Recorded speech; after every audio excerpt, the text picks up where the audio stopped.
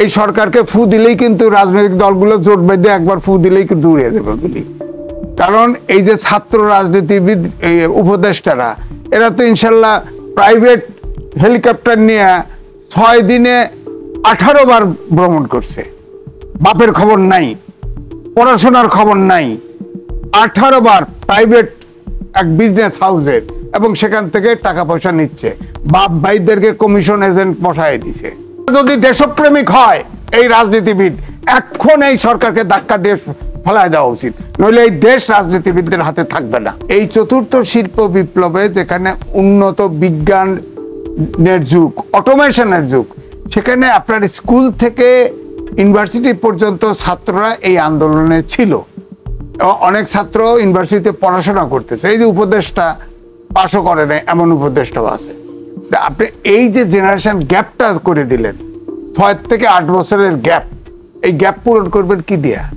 এত সবাই সরকার ঠিক রাখতেছে, সরকার চালাইতে চাচ্ছে, পড়াশোনা কোথায়? পড়াশোনার আলোচনা তো নাই। এই জেনারেশন গ্যাপ জাতি 6টা বছর পিছিয়ে গেল, এই জাতিকে 6 বছর কোথার থেকে আগাবেন? 2 নম্বরে তো সাইফুল ভাই বলছেন এই যে সংস্কার, ধরেন আমি তো অন্ততপক্ষে পেশাজীবী হিসাবে একমাত্র বলতে গেলে আমি সবচেয়ে টকশোতে ক্রাইসিস মুহূর্তে 5 তারিখেও আমি টকশো করছি। আমি তো দেখছি যে ছাত্ররা প্রথমে সংস্কার, কোটার সংস্কার চাইছে, অর্থাৎ চাকরি, এরপরে 11 দফা, 6 দফা, 1 দফা হলো ফেসিবাদ বিলুপ। আমি তো ওই আন্দোলনের সংস্কার দেখি নেই দাবি। পরে এই অন্তর্বর্তীকালীন সরকার এবং কিছু রাজনৈতিক দল থেকে পরে যুক্ত হয়েছে, হ্যাঁ সংস্কার দরকার, আমরা মানি, কিন্তু সংস্কার যে দরকার, এই যে আপনি বললেন মনোজগতের সংস্কার, তো এটা 20-30 বছর লাগবে। বিজ্ঞানের যুগে পরিবর্তন হতে থাকবে, সংস্কারও চলতে থাকবে। এই সংস্কার তো আগে দেখেন গরু জমি চাষ করতো, গরু ধান মারাই করতো, এখন গরুর শুধু দুধ খায় আর মাংস খায়, কোনো কাজে আসে না। এটা তো বিজ্ঞানের চেঞ্জ হতে থাকবে সংস্কার। এখন আপনি আসে সংস্কার, আপনার সংস্কার করতে হলে এই অন্তর্বর্তীকালের এই ঠ্যাং ভাঙা, হাত ভাঙা এই উপদেষ্টারা যদি রাজনৈতিক দলগুলোর সাথে একটা হয়ে গ্যাপ তৈরি না করে, তাদেরকে কনভিন্স না করে যদি কোনো সংস্কার করে, এই সংস্কার একটাও পাস হবে না। শাহাবুদ্দিন আহমেদ 21 থেকে 22টা সংস্কার প্রস্তাব দিয়েছিল, ডাস্টবিনে চলে গেছে। এরশাদের সময় 3 জোটের রূপরেখা ছিল, তারপরে এই হাইকোর্ট বেঞ্চ ট্রান্সফার করে বিভাগীয় সদরে দিয়েছিল, ট্রাশ পেপারে চলে গেছে। 111-এর সময় 121 থেকে 22টা সংস্কার, এবং ওই সময় রাজনৈতিক দলগুলোর ভিতরে কিন্তু তোলপাড় হয়ে গেছিল, সব সংস্কার বাতিল। সুতরাং রাজনৈতিক দল নির্বাচন করে রাজনৈতিক দল ক্ষমতায় আসবে। আপনি যতই সংস্কার করেন, রাজনৈতিক দলের মন যদি আন্তরিকভাবে এই সংস্কার না চায়, তাহলে যে যারা ক্ষমতায় আসবে তারা এটা ট্রাশ পেপার। আচ্ছা, এদিকে ডক্টর হোসেন জিল্লুর রহমান বলেছেন যে দেশের যে অবস্থা, এই অবস্থায় নির্বাচন, এই বিশৃঙ্খল অবস্থায় নির্বাচন হওয়াটা ভয়াবহ ব্যাপার, তাহলে কি সময় আরো লাগবে? উনি উপদেষ্টা ছিল না, একবার ছিলেন, কি করছেন উনি, কি করছেন? এইসব বুদ্ধিজীবীদের কাছে করে তো দেশ, তো এখানে তো বুদ্ধিজীবী আছে। ইউনূস তো পৃথিবীর ভিতরে বিখ্যাত লোক, সে তো পারতেছে না। উনি কি পারবে? এনজিওর লোক, উনি কি পারবে? উনিও তো আর এক এনজিও, ওনার কথাই তো হবে না।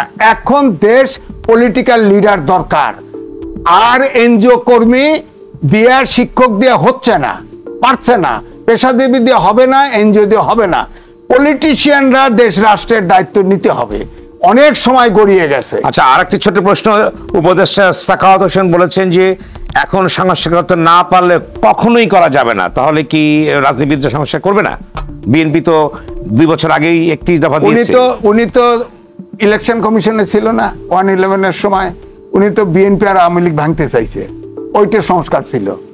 তো এগুলি কয়ে লাভ নাই, এইসব বাকচি শোনেন না। এখন পলিটিক্যাল গভর্নমেন্ট দরকার, বাস এক কথাই বুঝি।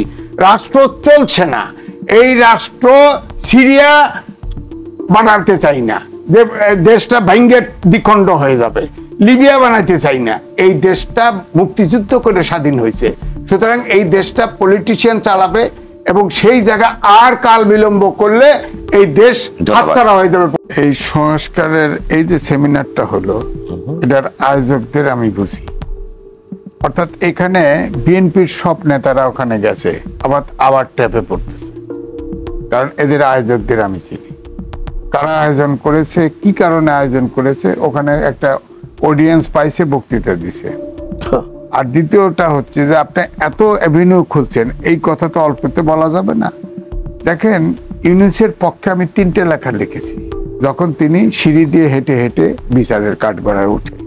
হ্যাঁ, আমি মনে করি যে প্রফেসর ডক্টর ইউনূস আমাদের গর্ব। সারা বিশ্বের রাষ্ট্রনায়ক, সরকার প্রধান তার বক্তব্য টাকা দিয়ে শোনে, অর্থাৎ তাদেরকে হিপনোটাইজ করতে পারে, তাদের মোটিভেট করতে পারে। এবং কিন্তু এই ইউনূস যে উপদেষ্টা পরিষদ পছন্দ করছে, একটি উপদেষ্টা আমার পছন্দ হয়নি। সব সমাজের ধিক্কৃত লোকগুলো, অকর্ম লোকগুলোকে বেছে একটা এই জাতির ঘাড়ে চাপাই দিছে। অর্থাৎ এই যে আপনি যত কথা বললেন, অর্থাৎ এই দেশটাকে আলাদা ফেলাইছে, এলোমেলো করে ফেলছে। 4.5 মাসে কোনো সেক্টর ঠিক করতে পারে নাই, বোঝেই নেই কি করতে হবে, বোঝেই নেই। আমি শুরু করি এই কারণেই যে আপনি জানেন যে গত নভেম্বরে আন্তর্জাতিক ক্রাইসিস গ্রুপ একটা রিপোর্ট দিয়েছে, আমাদের বাংলাদেশে প্রথম আলো সহ ছাপা হয়েছে। সেখানে বলছে যে জনপ্রত্যাশা যদি এই অন্তর্বর্তীকালীন সরকার পূরণ করতে না পারে এবং রাজনৈতিক দলগুলোর সাথে যদি পার্থক্য বাড়ে, তাহলে রাজনৈতিক শূন্যতা বাড়বে এবং দেশ সেনাবাহিনীর হাতে চলে যাবে। এটা পরিষ্কার লিখছে, ব্ল্যাক অ্যান্ড হোয়াইট। এই জন্য আমি বললাম, এটা পত্রিকা লিখছে। এই জায়গা তো ধাক্কায় নিচ্ছে রাজনৈতিক দল, এটা তো দাতব্য প্রতিষ্ঠান না, তারা বয়ে থাকবে না। এরা তো সময় দিচ্ছে, আমাদের ভাষায় বলে, গ্রাম্য ভাষায় বলে, ফাটা বাঁশের চিপায় পড়ছে রাজনৈতিক দলগুলো। কারণ এই সরকারকে ফু দিলেই কিন্তু রাজনৈতিক দলগুলো জোট বেঁধে একবার ফু দিলেই কিন্তু উড়িয়ে দেবে গুলি। কারণ এই যে ছাত্র রাজনীতিবিদ, এই উপদেষ্টারা, এরা তো ইনশাল্লাহ প্রাইভেট হেলিকপ্টার নিয়ে 6 দিনে 18 বার ভ্রমণ করছে। বাপের খবর নাই, পড়াশোনার খবর নাই, 18 বার প্রাইভেট এক বিজনেস হাউসের, এবং সেখান থেকে টাকা পয়সা নিচ্ছে। বাপ ভাইদেরকে কমিশন এজেন্ট বসায় দিছে। হ্যাঁ, একটা মিরপুরে বসছে, একটা বনশ্রীতে বসছে, আমি জানি। হ্যাঁ, এগুলোর নাম নাই বা বললাম। এটা দিয়ে কি হবে বলেন, কি হবে? আর কয়েকদিন থাকলে তো দেশটা গণঅভ্যুত্থানের ভ্যানগার্ড, এবং এরাই তো গণঅভ্যুত্থানে করেছে। এই জন্য ভ্যানগার্ড হচ্ছে দেশটাকে ঝাঁঝরা করে ফেলবে আর কয়েকদিন গেলে। এখন আর আমার ধারণা পলিটিশিয়ানরা যদি মানে এইকে রক্ষা করতে চায়, আর কোনো সময় দেওয়া উচিত না। এটা একটা অথর্ব, অযোগ্য সরকার। একমাত্র ইউনূস ছাড়া এদের কারো দরকার নেই, সব অপদার্থ। ইউনূসকে নিয়ে একটা বসায় রাখেন, দেশের জন্য দেখবেন ফান্ড টান্ড, মানুষের মোটিভেট করার, সব বিশ্ব মোটিভেট করতে পারবে, তার সেই যোগ্যতা আছে। কিন্তু সরকার চালানোর তার যোগ্যতা নাই। 4.5 মাসে কিচ্ছু ঠিক করতে পারে নাই। অন্তর্বর্তীকালীন সরকার বানাইছে, এক একজন এক এক কথা বলে, কোনো কথার ভিতরে মিলমিশ নাই। যত সব মানে অপদার্থ লোক দিয়ে করছে, একটা বাসে আর একটা অপদার্থ। সুতরাং এই সরকারটা দেশটারে শেষ করে দিচ্ছে। এবং আমার ধারণা যে আর কিছুদিন যদি 2-3 মাস রক্ষা হয়, এই দেশ পলিটিশিয়ানদের হাতে থাকবে না। এরা এই প্ল্যানেই আছে। এর ভিতরে সেকেন্ড ম্যান আছে, যেটাকে বলা হয় মানে ডেপুটি প্রধান উপদেষ্টা। হ্যাঁ, কিন্তু এই খেলাই খেলতেছে।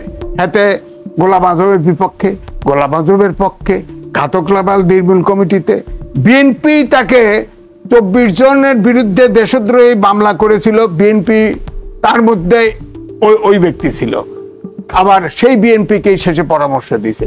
সেই এখন খেলতেছে, সব আউলায় দিচ্ছে। এবং আপনি বলতেছেন বিচার বিভাগ তো এখন বলাই হয় এক উপদেষ্টার উপদেশ।